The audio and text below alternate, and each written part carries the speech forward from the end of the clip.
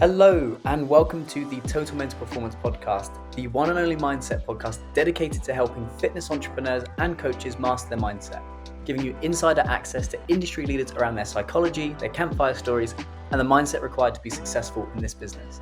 I'm your host, Kieran O'Neill, mental performance coach and founder of Total Mental Performance, the world's fastest growing specialist mindset service dedicated to the fitness industry. So, without further ado, let's lean in and listen. Yes, team. Hope everyone is well. Today we have the very special Ellis Gatfield. I met Ellis over in Dubai at a mastermind, and his story, his energy, the way he's built his coaching business, and just his perspective on coaching and fitness is very unique. So I'm really excited to bring him on. On top of that, he's a top guy. Ellis, thank you so much for coming on, mate. How are we? No problem. A lot of fun today. Let's go deep. Let's go straight in. Let's do it. Tell me the story before you got into coaching. Tell me about your background. Starting from what? So as I got into the fitness industry or before or?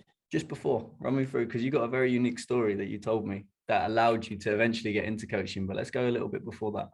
So I've always been into sport, as everybody, I was always that kid with attention span, as most of us coaches, very short, always into sport, athletics, things like that. So that was always there. And then when I was really young, my mum's boyfriend at the time, he was running for like Great Britain and stuff like that. So I was always been around kind of like sport and just general health and fitness, always looking after myself and things like that. So I just really just got into from there. So we were just literally, it was crazy. Like you think about it now, and I was thinking that must be crazy when you think back, like in the space of all the adverts of TV, like you'd be like, right then, let's go, let's see you can get the most press ups in, let's see you can do a wall squat for the longest. So I've always been around, people like that.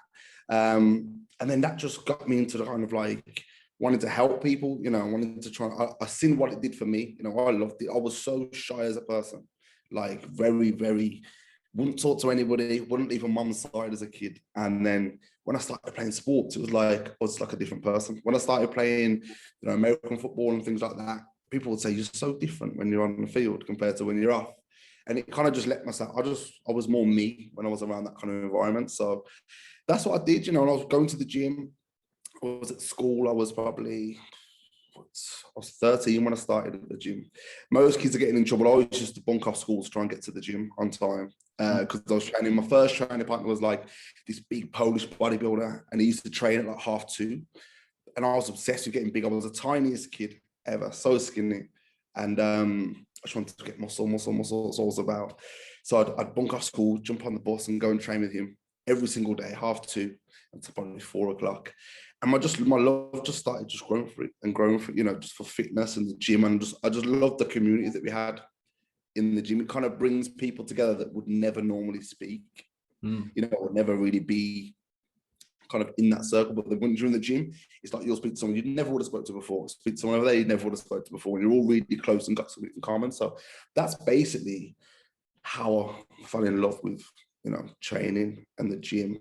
And then kind of going into it a little bit more, probably, if anyone knows, I really specialize in like fat loss and kind of my clientele. People would look at me and think, oh, okay, you go to the gym, you're a bigger lad. I'm not massive, but you're a bigger lad, and you don't do competitions and bodybuilding. It's never really been my thing. I've always wanted to try and help general population, like large group of my clients, like 80% probably women, 40s wanting to lose weight. And I just feel like I've just get them, I think, because it was just me and my mum growing up. I kind of just really kind of resonate with my my family, to be fair, have always been big. Always, like I've always struggled with weight and food.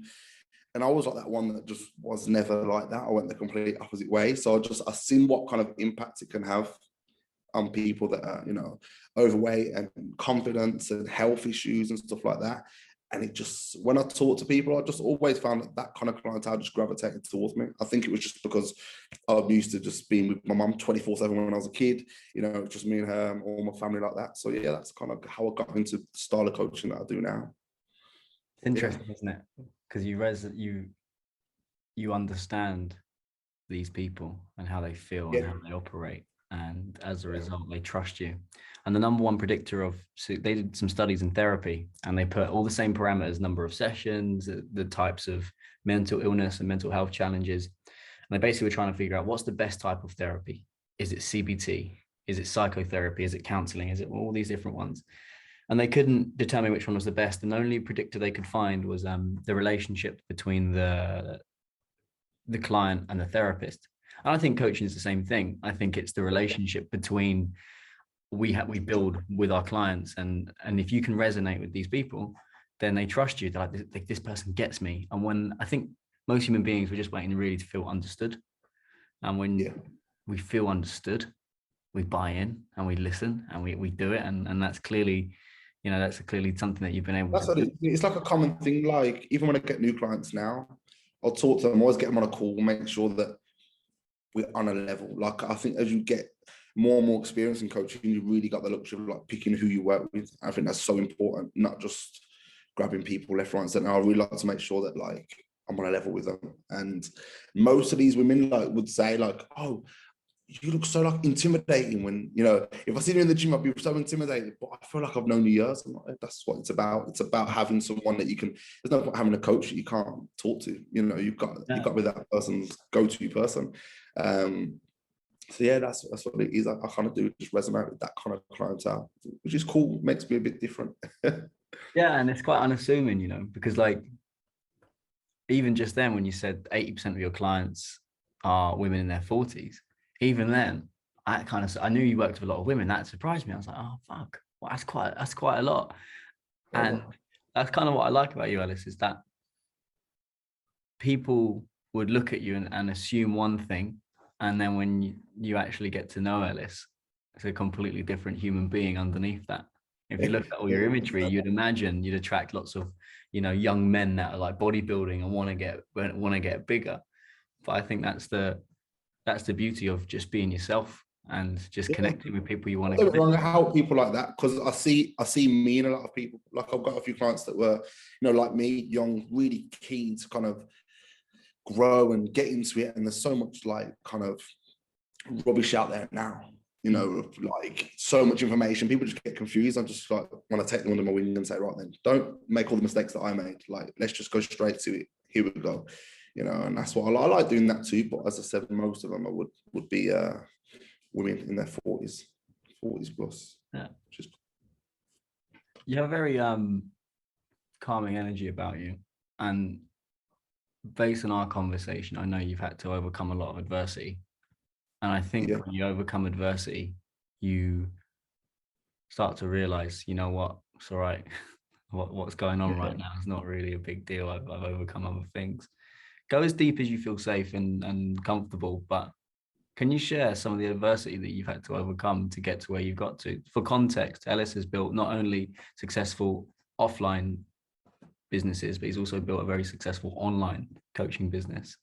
And to overcome what you need to overcome in order to build that, I think has set you up. So I think there's some lessons our audience could learn. Could you share whatever you feel? There's lots of different things that I've learned, going back from probably, I would say, going back from when I first started, like a lot of people would, I think now people see all these coaches and, are over, living this life of luxury, people would say, and they forget that a lot of us have put like a lot of hours in, before. So when I first started, it was probably going back to when I was at college. When I was in college now, so I must have went now, I was 18. I was at college, I was doing college 8 till 4 every day. And then I was like, I just want to be in the gym environment. I want to be in a gym environment. So there was a new gym opening in the area. So I thought, let me try and get a job there. I thought, no, you're not qualified enough. So I was like, okay, how can I get in there? I was like, all right then, cool. Like, there's a pot wash job going. I'm gonna be a pot wash. Because if I'm in the door, I can, every time I see the gym manager, I'm gonna say, can you get me like a placement? So that's what happened basically. I was a pot wash for like a year. I was just getting so I go to college 8 till 4 every day. I get the bus straight from college to the pot wash. I would go there from 4 until 4:30 until probably 12:30, 1 a.m. I'd do that every single Monday to Friday.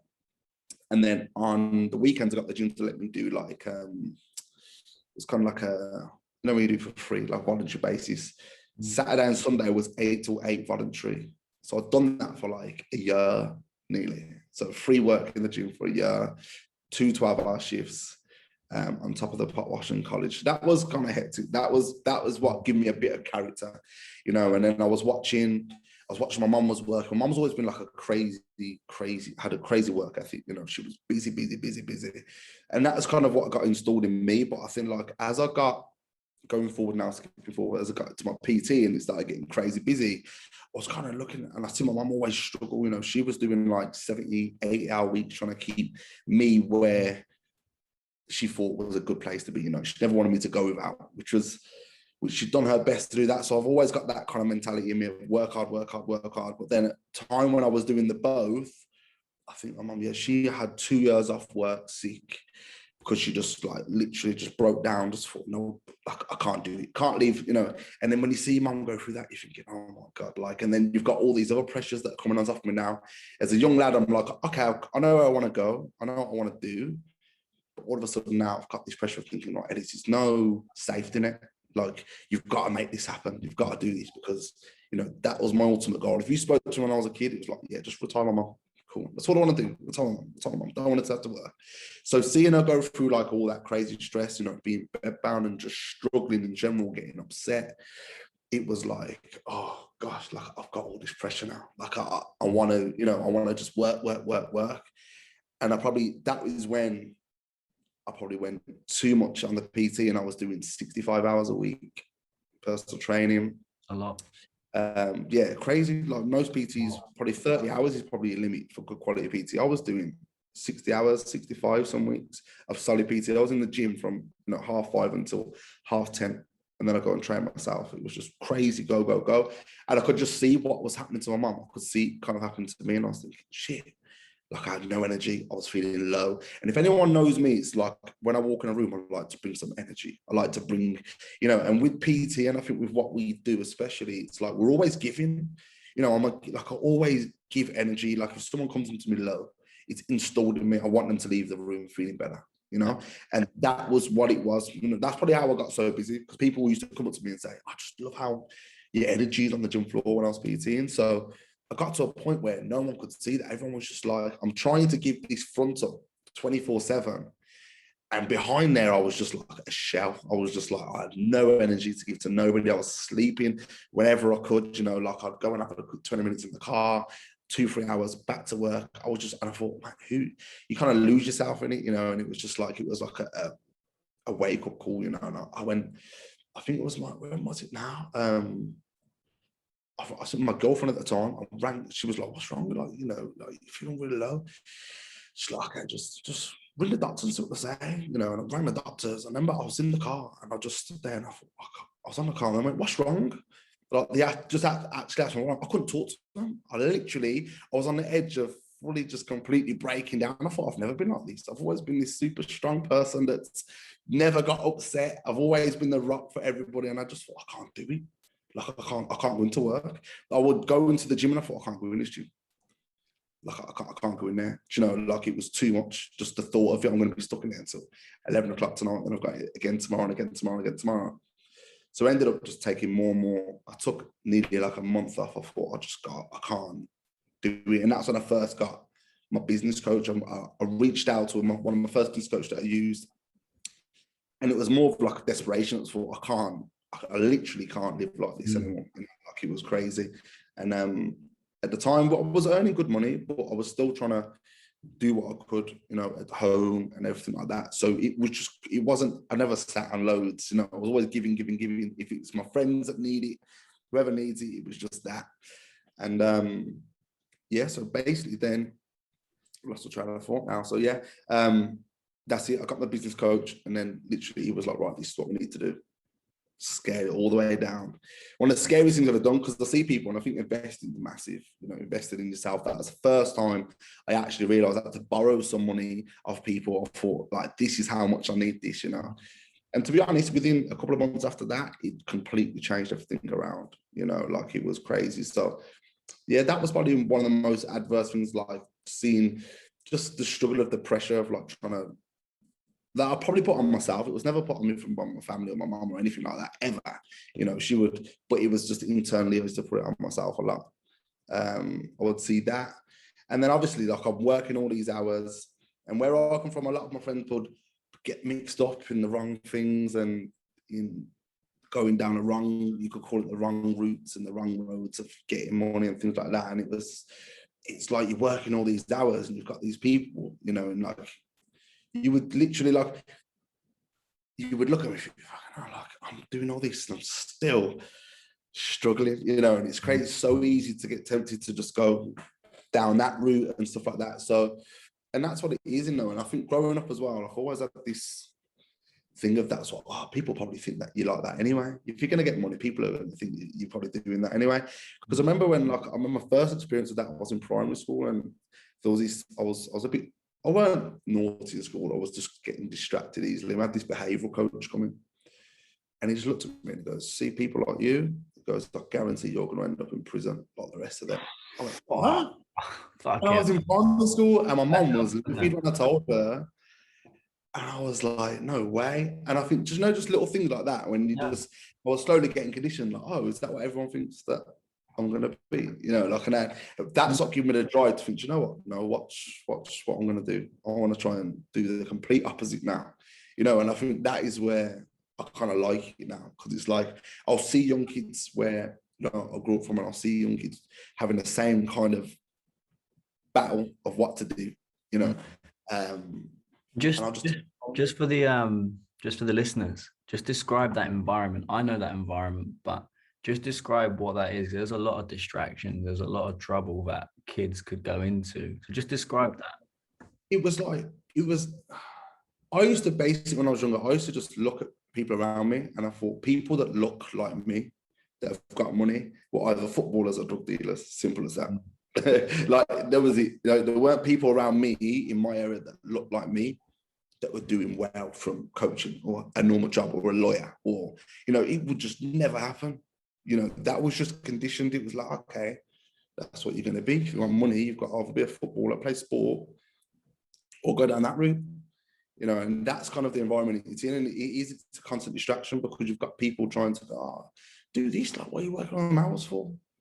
Do this, do that, do this, do that. And the same people now, like, they when they talk to me now, they're like, you've done so well. Like, they're like, I wish I had that kind of drive. It was just focus. I wouldn't say it was drive, because it is easy to get distracted, but I was just so, I knew what I wanted. I knew where I wanted to go, and that wasn't it, if you get what I mean. Like, and it's like, and I've got nothing against people that, you know, I'm not here to judge anyone what they do. You know, it's one of them. I've got people that have got in trouble, that's really good friends of mine that I'll do anything for. I've got people that are around me that are lawyers and policemen. I've got people on both sides, you know, that I love and that I do both with. But it's just like, it's like they look at me and go, do you know what? I wish I had that drive to just stick with something and go with it. And I think that is what this day and age people haven't got. They just get so sidetracked easy, and it's like, you know, oh, it don't work, give up. I'm thinking, you're crazy. Like, it don't work, and go and find out why it didn't work and go and do it again. You know, so yeah, that's probably it's like. It's like, it was just a lot of distractions, especially in the gyms where I was training. You know, the bodybuilding gyms, the boxing gyms, you'll probably know that. It's very much, that's what it's like. You know, it's normal. But that's what I say, it's like a family in there as well. It was like, because it was just like me and my mum at home. I had no male influence, like solid influence. You know, I had one, which is like my best friend's dad. Like, he was like solid as a rock. Like, I was still today, like, it still petrifies me, like, him having a bad, if like the thought of someone saying something bad about me to him, I'm like, oh, I can't have that. Yeah, like, that's what kept me kind of on the straight and narrows. Like, I was always scared to, I knew people believed in me, so I didn't want to let people down. you respect. You know what I mean? Yeah, really respected him, you know, and I still do. Like, I was like, okay, yeah, cool. Like, I can't get down that. It's a no-go. It's a no-go. So, but yeah, and I think that's what it is. And I think I see kids now, and I'm just like, oh, like, I can see you in me. Like, you've got no male role model. You've got no one to look up to. You just lost, because the only male role models you've got are the lads in the gym with the big cars and the flash and the big muscles and all the girls and all the jewelry and the what, you know. They're the ones that you look up to, because that's what you do as a kid. You see yourself in someone, oh, they look like me, and they look like they're living the best life ever. You know, so yeah, that's why there's a crisis in masculinity. And I think that is because of a lack of male role models. And even if you think about, particularly when I was growing up anyway, and you might resonate with this, I don't know, but if you think about primary schools in the UK, the majority of primary school teachers are female. And a lot of young men either don't have their dads around, or if they do, they're usually grafting late. Yeah. So they get even less contact time. And by the contact time they do get with their dads, they're usually quite tired. So usually they take them to football on a Saturday or a Sunday, or, you spend a bit of time at the weekend and then off they go. So we've got a generation of men that haven't had those male role models. And for me, my dad I was very lucky to have him, and he's an incredible man. I love him to pieces, but he was working 6 days a week, 5 days a week, 12-hour shifts on a factory floor. So he'd come home smelling of grease at 11 o'clock at night. I'd stay up and hide, waiting for him to come home, and he'd be so exhausted, he'd pick me up, So like you, I saw that and I thought, I don't want my parents to work forever, and it's going to be down to me to take that responsibility. So I think that male role model and not wanting to let them down. Then I met my boxing coach, and he said to me, listen, you don't have to do amazing at school, but if you misbehave, you can't come to the boxing club. And the idea, my mum used to threaten to tell him, and she did tell him once, he didn't let me train for a week. My behavior went straight back and say exactly the same as you. It's that I had so much respect for that man, and because he believed in me. And he said to me, I remember I used to have lots of business ideas and everyone around me would shoot them down and take the piss. And he'd go, yeah, well, why don't you do it? Oh, I don't know. Yeah. Why don't you give it a try? What's the worst that can happen? Yeah, why not? And all of a sudden, when you got that role model, you don't want to let them down. Whereas I think there's a lot of boys and young men that haven't had that responsibility. So as a result, it's harder for them to even deal with things like managing emotions. Like back in the old days, like we're talking like the tribes people, people would sit around the fire and they'd talk about, fucking that tiger came out and I shit my pants. Like there's stories of people in old societies of men coming together and talking about their stuff. But because the society is set up now, because of the industrial age, we don't necessarily have that. I think people have got that as well. People have, you think, if you can't let out your emotions, it's not man. I thought, you know what? And as I've got older, I really don't care. If I wanted to cry, I would cry. It doesn't bother me in the slightest now. But as a kid, and I was growing up, when I was still learning, I was like, no, I'm not doing that. Don't show any emotions. That's it, and that's what it is. But now, I really don't bother me at all now. And I think, but I think you're right. I think there is a crisis about that. People do need, because not many people, a lot of men struggle with their emotions. I think a lot of men struggle with it. And they won't ever talk to it. They won't talk because they'll think, because everyone else around them doing the same thing. So it's like, oh, no one else is struggling. It's just me. And I'm thinking, not everybody's struggling. Yeah. Just get that in you just to ask someone, and you'll be surprised with what they say. Yeah, absolutely. So what do you struggle with today?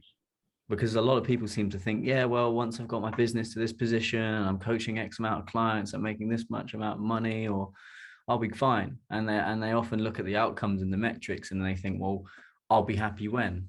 But, you've done very well. You've built an incredible business and team. But you're going to still struggle with stuff. You're still going to find things hard. What do you struggle with today? What gets on your mind, and how do you manage that? It's more, you can go two ways about it, because it's kind of like, at first it's like you're scared that you're never going to get there, and then when you reach there, it's like, okay, now I'm scared that I'm not going to keep it, and you've got to keep it there, and then am I going to get to the next level? I'm not trying to keep it there. How am I going to get, what is the next level? And it's crazy because I see a lot of coaches and you see this big, I've got to hit a 10K month, you got to do this, you got to do 10K month. Thinking there's no difference. What I've learned is there's no difference in my life whether I do 10, 20, 25. There's no difference at all in what it makes. So me worrying about that kind of thing is irrelevant, right? It's about more is, am I doing enough? What can I do? What can I do more to help my clients? How can I do more with this and that? And I think that's what I've always battled with. Always that self-doubt is in, am I doing enough? Am I giving them what they need? And learning to be able to, one thing that took me a while is to learn that sometimes it's not your fault. I've literally done everything for some people, and it's just not the right time for them to get where they need to get to. And I used to beat myself up for hours. If a client was falling off and I couldn't get them back on, it's my fault. I'm the coach. And sometimes it's not, it's like I would try my absolute hardest and I'll do everything I can. But sometimes, that's probably one of my biggest struggles was to really give a shit about people falling off and me not being able to get them back on. So I've always been that person. Like I said at the start, I want to be that person that makes you better. If you come to me and you feel like shit, I want you to leave. When you leave me, leave me better than you come. That favorite, like, who said it to me once? It was about you see the sign on when you're young, you see things and it's like, please leave this as you found it. Like I want people to come to me. I want them to leave better. I don't ever want someone to come to me leaving the same. I want them to leave nice, and that's probably what I struggle with the most. Was that a lot of the time I struggle with that. Self-doubt's a big one because, especially over being in Dubai now and being surrounded by a lot of other coaches, that you understand that Instagram is it's the same with anything. It's a highlight reel. Nobody gives you the shit days. No one tells you about their fucking months where it's nearly crumbled them, and have struggled. Like, no one talks about that. They just talk about, I've got 150 clients, 200 clients, I'm flying. Okay, but and what I've learned is that I can't judge my character when everything's flying. I judge my character when it's shit's right and it's getting difficult. That's where and it's almost like I'm more comfortable there. Like, because I've always been in that struggle my whole life. It's like a struggle. Like, I'm really comfortable. When everything's flying, I'm not anxious. I'm not, this is too good to be true. Like, something's going to go wrong here. Like, do you know what that is, Ellis? Do you know what that is? I'll let you on a little secret. That's the, I call it the Underdog Paradox. And the Underdog Paradox is when you're perceived as the underdog, whether you're starting something new or whether shit's hitting the fan, you get to work because you enjoy it. And you're like, well, fuck you. I'm going to prove to myself. I'm going to prove to everyone else that this isn't going to define me. So they work and they work and they work and they graft and they're enjoying it because they have meaning. They have purpose. They're like locked in. They're like, I'm going to turn this ship around. And then they achieve that success. And then that self-doubt, that anxiety, and I call it the now what moment happens. And they go, fucking, well, now what? And then either the foot comes off the gas, take the foot off the gas, or they start fucking with things that are working. I don't know why. It's like, maybe if I make this system better, well, they don't need to. And then that leads to self-sabotage. So they'll self-sabotage, whether that's in their personal life, whether that's in their professional life. And then they end up back in that place where they feel like they're the underdog because they're now in adversity and they've got to figure it out. And that's the cycle. And the underdog takes you to a certain level, whether that's in terms of the way that you live your life or in terms of financials or whatever. But how can you be the king of the kingdom if you're the underdog? Because you can't. The king isn't the underdog. The king's the king. And what I see with a lot of coaches is when things are going well, they almost go, it's too good to be true. And then they self-sabotage and then they get stuck in that loop and then they go round. And then when shit hits the fan, they get back to work. They're like, I've got my meaning, I've got my purpose.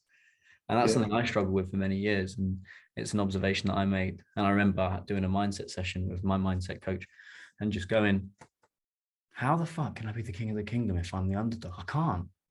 And it all become clear. And that's really where, I got consistent. And obviously you've seen TMP grow and scale over the last 12 months like it has. And I think once I made that decision to no longer be the underdog and become the king, it doesn't mean I don't want to scale or I don't want TMP to grow or impact.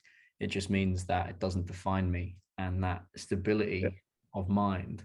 It's a big one because I think a lot of people are guilty of defining who they are with how well their moves go and how well their business go. It's so true. Yeah. I will see people walking around literally with their chest held high because they've done their best month ever. Yeah. Then December comes and it drops off a little bit and they've got their head down. Crumble. Like, what's wrong with you? Like, come on. Like, it's normal. Like, you can't just and I think, we laugh, but I think I've been there before. I've been there. I've been there and I think, wow, think back now, I thought, what was I doing? Like, it's like, Okay, cool. Like if it's quiet, sometimes if I have a quiet month, I'm like, okay, cool. That's a sign, Ellis. You never chill out and relax. So do you know what? Instead of I know I've got the systems and I've got the ability to kind of do what I want to do. But if it's quieter, like, say like December, I know it's always going to be a quiet month for me. My clientele, that's kind of always drops off. They've got families, they've got things like that. Cool. So that's my downtime as well. Yeah. I'll relax, because I know Jan, February, March, going on into the summer, it's going to be pretty hectic. So I just learn. I don't sit there and panic going, everything's going to fall apart. My whole life's going to go because I haven't done X amount this month or I haven't got this many clients. I'm like, it's cool. Let me just really and that's where I'll try and go, okay. Like in December when I had more time, I'll be like, okay, then so all my clients are like, if anyone needs Zoom calls, you need this, you need that, you need this, let me put into the people that are actually in the business. I think a lot of people always focus on who isn't in them, forget about the people that are in there. And it's really important to think, like these people, look after them. I try. Yeah, and that's what it is, like, and that's what it's about. And I think as a coach, like you will get them clients where that's why I think it's really important that you get a good rapport with certain clients. With all your clients, it's like you've got to want to be there. And that's like me starting with PC. I was so picky when I was busy because I was like, I was literally sitting down have a consultation and go, could I go out on a night out with this person? No, I'm not going to train them. So I can't fake it. Yeah. I can't stand there and be face-to-face someone that I don't want to talk to for an hour. And it's the same with online. It's exactly the same. I don't want to have to sit there and go, this is going to kill my energy now. I want people that I want to be able to lift up. I know people are going to be low, but I want people that I want to help and enjoy. And I can have that rapport with. I think it's really important not to just go with anybody. Yeah, 100%. There's so many interesting points in all of that. So forget TMP as a team, but think about the phrase. What does the phrase total mental performance mean to you? If you had it, how would you know? Difficult one, that is, Karen. So what does it mean to me? So for me to have total mental performance. Yeah. Like we've just described, really, like I think it's all about your mindset, where I think people need to be more flexible. I need to be able to have, I think a lot of people have got a one-track mind. So me now, as I'm getting older, as I'm getting more used to this, I'm like, okay, cool. Like if something's going one way, how can I make it work for me? How can I make this scenario work for me this way? When it might not be textbook, you're thinking, oh, this is a really bad problem. When actually, problem is like, that's a good thing sometimes, because it's, and that's how I'm looking at things now. I'm trying to become more broader on how I think and just be able to take a step back and not go off emotions and stuff like that. Actually think about things and go, okay, cool, right? So this is what I've got in front of me, which is the best way I'm going to deal with this. And then if you fuck up, it's being okay with it. And I think that's where a lot of people, are not okay. When you make a bad decision, it's like, so for me, for total mental performance, that's what it'd be. Just be able to, I'm good at be able to get better at what I'm good at, but we also want the stuff that I'm not so good at. Like we just said, like getting stressed out if things are going quiet and learning how to just be okay with that, learn how to turn things around. That is probably what it would be for me, I think. Just being that all-round person that can kind of not have an answer for everything, but will give everything a go and not panic and let all the wheels fall off when something don't go your way. Love that. Love that. Where can our listeners find you? Instagram, Ellis Gatfield, Instagram. That is it. Definitely, like, I think my content's a bit different to what most people is like. I said, like my niche is very different to what a lot of coaches like me are like. So people that I do like my bodybuilding and stuff like that, but my content is completely different. You would never know, So yeah, Instagram. Not really on anything else. Not really on Facebook. Or you got me wanting to start a podcast now. Do it. I think you have a lot of fun, and I think you got a lot of wisdom to share. Mate, thank you so much for coming on. There's some absolute some knowledge bombs in there, and everybody give Ellis a follow. If you enjoyed today's episode, do share it, whether that's on Instagram. Leave us a rating on Apple, on Spotify. But that was Ellis Gatfield, everyone. Thank you ever so much for coming on, mate. It means the world. No worries, my pleasure.